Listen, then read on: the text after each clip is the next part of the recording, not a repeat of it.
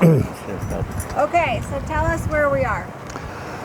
Okay, we're now standing next to a garage that was part of the house here in the front where Rhoda and Henry's family lived. And our family, there was a cottage right here. 1, 2, 3, like a 3-bedroom, maybe 4, with a toilet right here. And this is kind of was our playground. This is where we played. We had a lot out here and all that. So we had places to hit a baseball and play catch and stuff like that.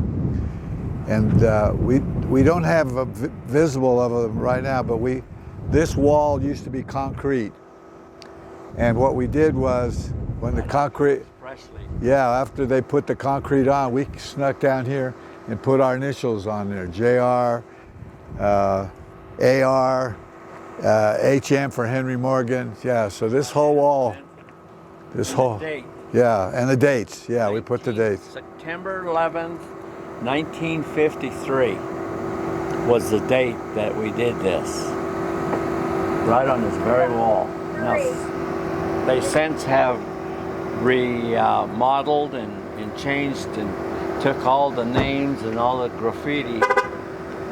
Our handprints and stuff are all gone. So this is when Rhoda lived in the big house and you lived behind? Yeah, Yes. we rented from her. That was not there. It was a big house, a Victorian type house that Rhoda lived in. We just kept building. Okay, everything's okay. Just relax, will you? As long as I'm on Here, they put modulars and replaced the old house that was there that belonged to the Morgans. Next door was Mrs. Davis. She was a lady that lived by herself. Eccentric lady. Yeah, we were all afraid of her for some reason. We had no reason to be afraid of her, but she just never came out, only at night. Yeah. She would roam her backyard. She had fruit trees. She had chicken coops. And that house that's there now has been replaced. She had a Victorian type house too, and it has been torn down and replaced with a different house. And then down the alley here is a few other of our friends.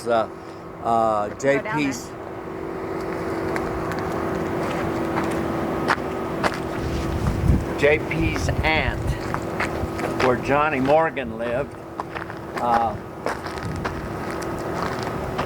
He had his own place over here where the aunt lived.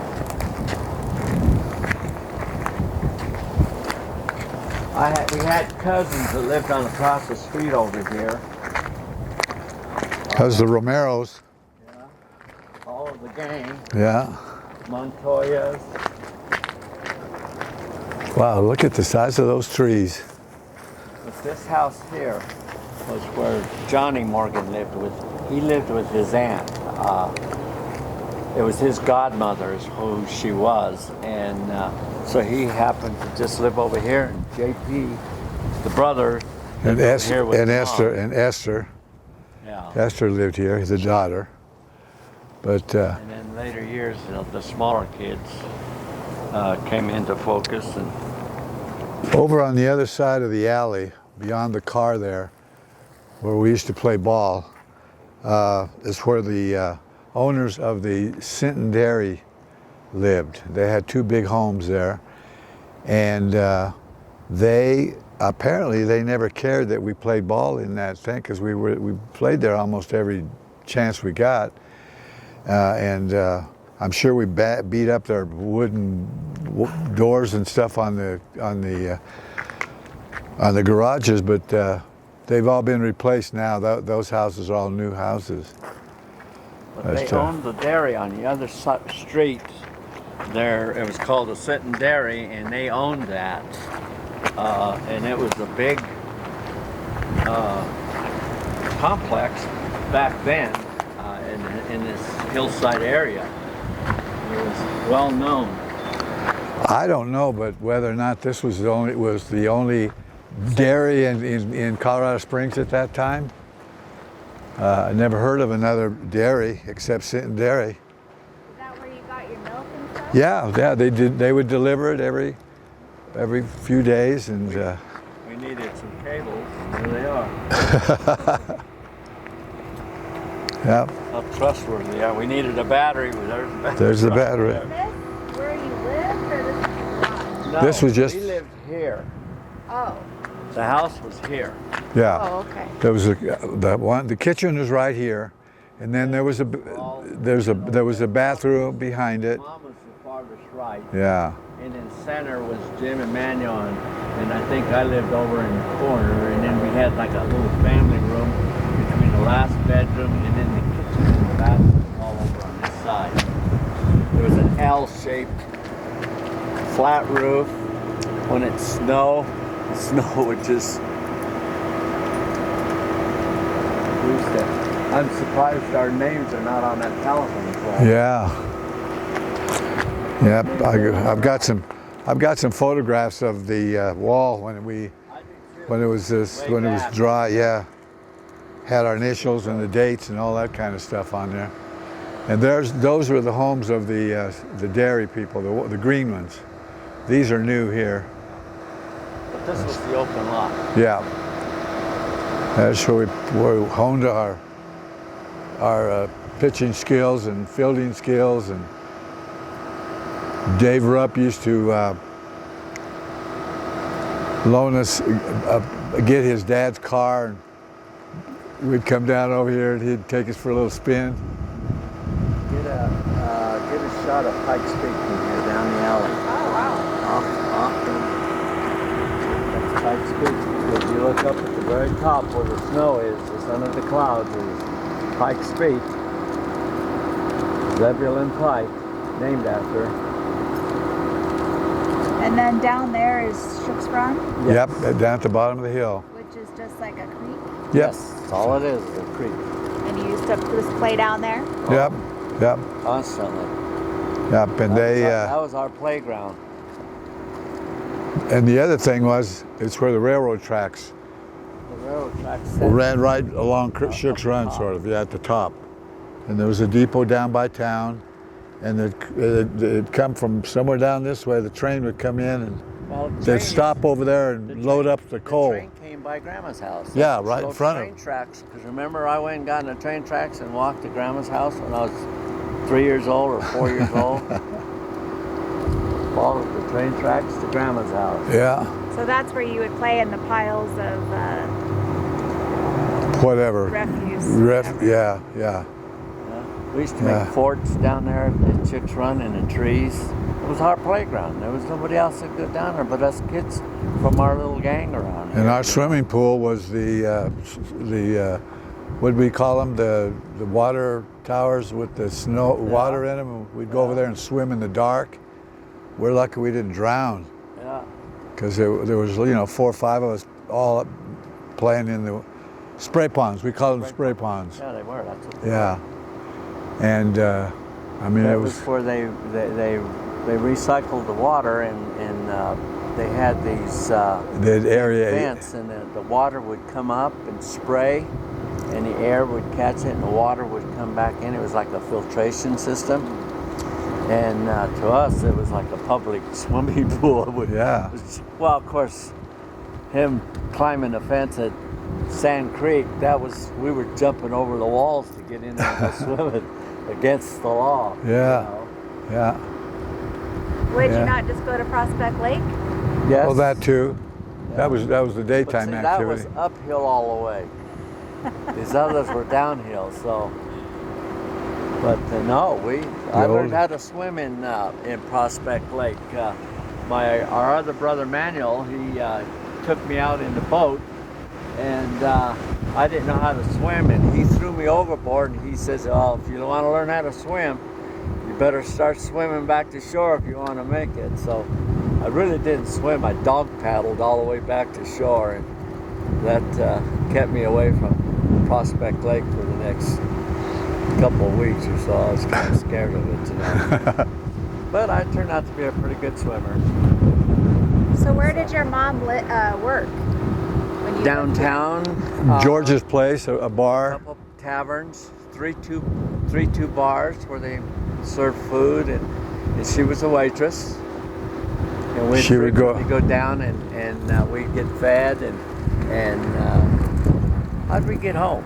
Walk. Walk? I mean, yeah, there was no, bus or something. nobody was there to pick us up. We just, she would feed us and off we'd come back home. When she'd get off work. And then, you know, we'd That do was our one thing. of her jobs, and then later on she went to work for a linen cleaning, like tablecloths and rugs and stuff like that. It was called Gem Towel Cleaning, and she worked there, and it was kind of a laundry job. It was different than the tavern, and I don't know. I don't think she worked in the taverns after that. Well, she probably got tired of it. I mean, it was hard work. Hard work to raise 3 ornery brats. Our sister was in California, so she didn't have to deal with the girls, just us 3 guys. So. And did your dad ever come back when you were here? No. Nope. He was gone at that point. Yeah, Right. we don't He know. left. I was here when I was probably 4, 5, 6. Well, I went to Helen Hunt 2 years, so probably 6, 7, and then he left when I was 2, so and never did see him until I was 13. It was the next time I saw him. When you went out to I went to Salt Lake Salt Lake City, City. looked for him, and found him. at the bar? No, I found him at home. Found him at home. I went to the bars to look for him, and they said that they knew of him and they remember him, you know, and he was a frequent, he was a laborer, and he, after work, he'd stop by and have a couple beers before he went home, you know, so I just followed the trail and finally, eventually found up, knocked on the door, and I said to the lady who answered the door, I think, what was her name? Pearl. Pearl. That was his living. I don't think they ever got married, but anyway, she says to me, she says, can I help you? And I said, yeah, I'm here to see my dad. And her eyes just bulged out of her head, and she says, well, who's your dad? And I says, Manuel Romero. So she closes the door on me, and she says, Manuel, there's this kid out here that says he's your son. And he says, my son? So he came to the door, and it was kind of funny because he looked at me, you know, and he says, you're my son? And I said, yeah. And he says, well, you don't look like Louise. He's thinking back of his kids, you know. He says, you're not my daughter. And he says, you're not old enough to be Jim. Are you baby Manuel?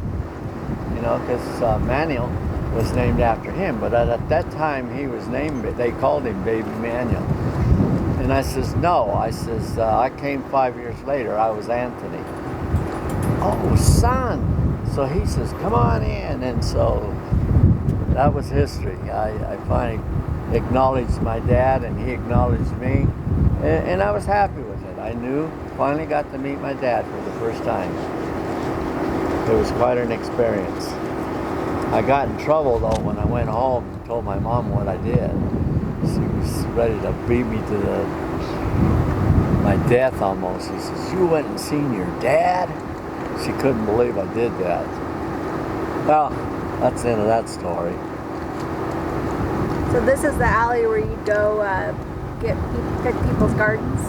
Yeah? Yep, all the way up to the ballpark was up at the top of the hill, Yeah, and we would go work and our we way would up. Case out the gardens. Well, they didn't have fences like they have here now. Back then, they were just open, Two more.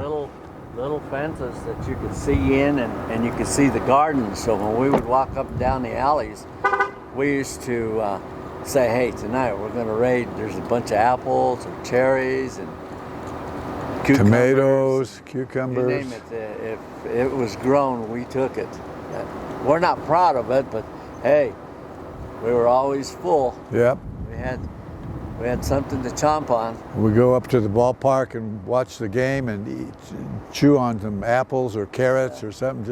That was our snack. We used to go to Memorial Park, and we were called the knothole gang because we couldn't afford to buy a ticket to go in. But the boards on the outfield wall, some of the boards were, well, similar to like that where you can see, and there was knots where we would knock the knots out and we could peek through the game. We could see the game from outside on the fence. So we were the knothole gang. We couldn't afford to go in and watch the game. Where would you go to collect when your mom sent you out to get greens and stuff? Where would you have gone down by the creek? Well, I don't remember ever having done that because we got all our greens directly from the. Well, the calitas is what she's talking about. Okay. Back over in that area over there, all those homes on the other side, 2 or 3 streets down, there were a lot of open fields, and that's where we used to play our Major League Baseball in the sandlot over there. And but there were just open fields, and the greens would, the calitas, the wild spinach, we would just go and pick. We knew what greens to pick from all the other dandelions and everything else, and we would bring home and Mom would cook it and we'd eat it. So she'd cook before she went to work? Yep. We had meals, tortillas. Occasionally we would stop at Curly. Was it Curly's? No, it was George's and George's. Curly's. Yeah, George's and Curly's. Curly's too. And just she would dish up a hamburger and fries for us, and then we'd come on home. But that was a treat. It wasn't a everyday kind of thing. And also what we used to do back in the day, we used to go shine shoes out at Camp Carson. And in those early days, back in the 50s and 60s, Fort Carson was called, all the camps were called camps. They weren't forts. And then I don't remember what year it was that they changed everything over to forts. But we used to go and shine shoes. We didn't have any money when we went out there. We used to ride the bus. The guys knew us. We had our little shine boxes, and we would ride out free to the camp base, and then we would shine shoes, and we made some money. And so then we had bus fare to come back, and we would ride right uptown town where Mom worked at the taverns. So we would stop there and get hamburgers or a bowl of chili or whatever. So, well, I think we're going to have to end this.